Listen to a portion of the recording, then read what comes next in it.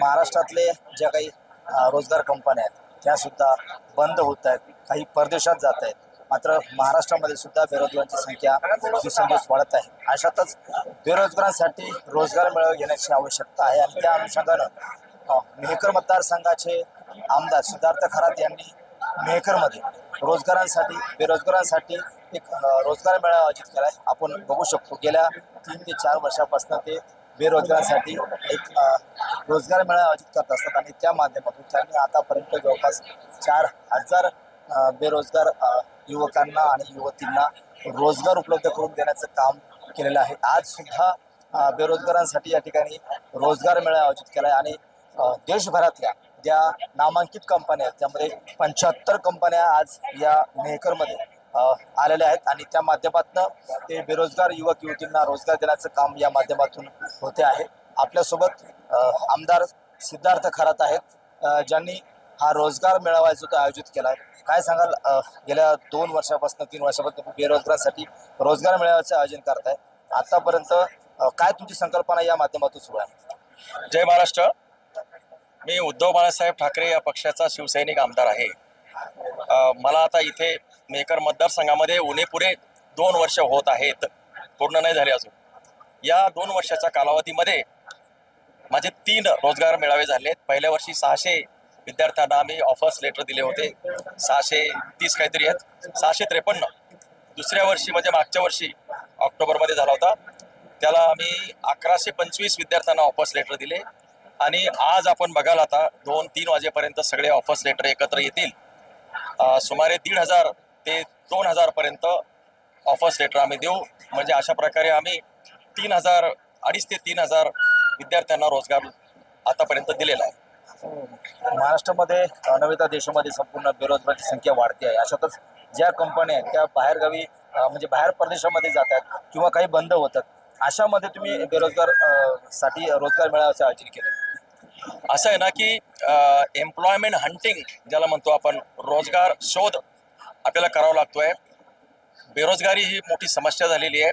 बेरोजगार युवक 10वी 12वी ग्रॅज्युएट, पोस्ट ग्रॅज्युएट, पास नापास, टेक्निकल होऊन घरी बसलेले आहेत. बरेचसे लोक आत्मविश्वास गमावून बसलेले आहेत. अनेक वर्ष झालेले आहे, बाहेर पडता येत नाही. आई वडिलांच्या दृष्टीनं काळजीचा विषय आहे.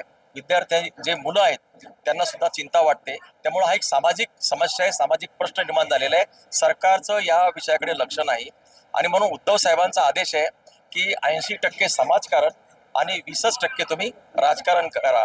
विद्यार्थ्यांना रोजगार देणं हे समाजकारणाचा विषय आहे, कारण या समस्या सामाजिक आहेत, कुटुंबाचे चिंतेचा विषय आहे.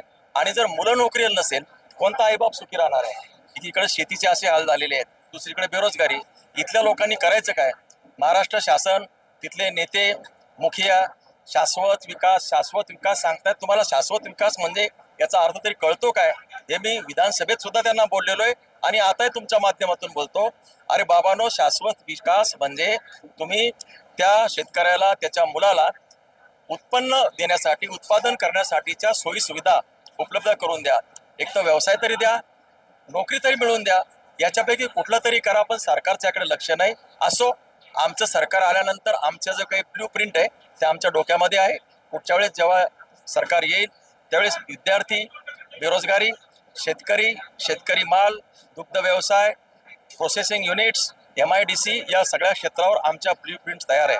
आणि ज्यावेळेला सरकार सत्तेवर आलं, येण्याच्या अगोदर त्यांनी घोषणा केली होती की बेरोजगारांना रोजगार उपलब्ध करून देऊ. साऱ्या रोजगार तुम्हाला करावं लागतं त्यांचं काम. खरं म्हणजे आता ही वेळ बोलण्याची नाही, पण हे चालू सरकार आहे. हे कायम काही नुसत्या घोषणा करतं पण प्रत्यक्षात काही करत नाही. असो, त्यांना लखलाप. आमदार म्हणून, सामाजिक विषय म्हणून मी 3 मेळावे घेऊन हा प्रश्न हाताळलेला आहे. आतापर्यंत 2,500 ते 3,000 विद्यार्थ्यांना आम्ही नोकरीला लावलेलं आहे. आज सुद्धा 1,500 ते 2,000 विद्यार्थी नोकरीला लागतील.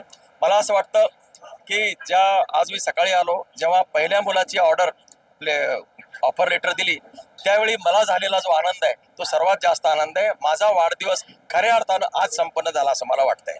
नक्कीच. तर हे होते आमदार सिद्धार्थ खरात, ज्यांनी बेरोजगारांना रोजगार देण्याचं काम जे ते गेल्या 3 वर्षापासून सुरू केलेलं आहे. आता जवळपास आतापर्यंत 3,000 ते 4,000 बेरोजगारांना, युवक युवतींना त्यांनी या ठिकाणी रोजगार उपलब्ध करून दिले आणि असेच जे रोजगार मेळावे ते भविष्यात सुद्धा सुरू ठेवण्याचं काम करणार असल्याचं आमदार सिद्धार्थ खरात यांनी सांगितले. कॅमेरामॅन निलेश देशमुखसह गणेश सोळंकी, TV9 मराठी, मेहकर, बुलढाणा.